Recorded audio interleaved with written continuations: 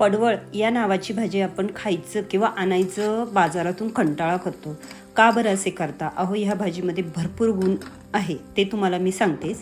तर नमस्कार मैत्रिणींनो, कुक हॅप्पी होममध्ये मी सीमा तुमचं खूप खूप स्वागत करते. हे बघा, हे असं पडवळ खूप लांब असतं, पण मी हे कापून आणलं ना पाव किलो.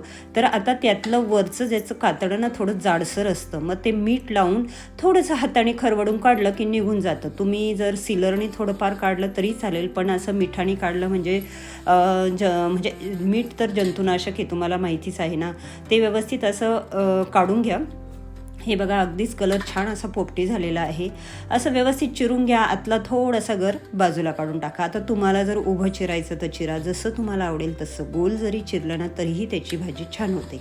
तर आता मी तुम्हाला ही भाजी तर अगदी सोप्याच पद्धतीने बनवलेली आहे, पण मी तिचे गुणधर्मही भाजी बनवता सांगते. व्यवस्थित बारीक चिरून घ्या. थोडीशी हरभरा डाळ भिजत घाला. मूग डाळ घातली तरीही चालेल.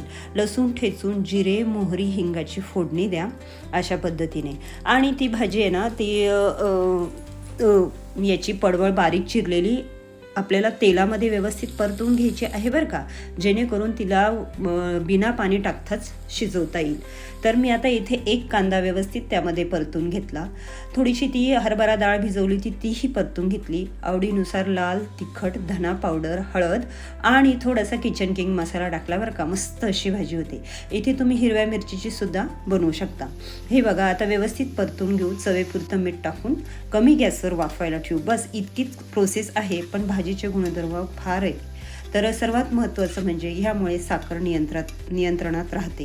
म्हणजे ही भाजी खाल्ल्यामुळे आठवड्यातून एकदा तरी खाल्लीच पाहिजे. सर्वात महत्त्वाचं म्हणजे तिच्यात भरपूर प्रमाणात फायबर असल्यामुळे आणि कॅलरीज कमी असल्यामुळे आपल्याला पचनक्रिया सुधारण्यास मदत करते. बद्धकोष्ठतेचा त्रास होत नाही. रोगप्रतिकार शक्ती वाढवते. सर्वात महत्त्वाचं म्हणजे दृष्टी सुधारते. बरेच गुणधर्म असलेली ही भाजी आठवड्यातून नक्की एकदा खात जा. अतिशय रुचकर लागते. अगदी अशा साध्या सोप्या पद्धतीने बनवूनही डाळ भाताबरोबर तोंडी लावा अथवा भाकरीबरोबर खा, मस्त अशी गरम गरम.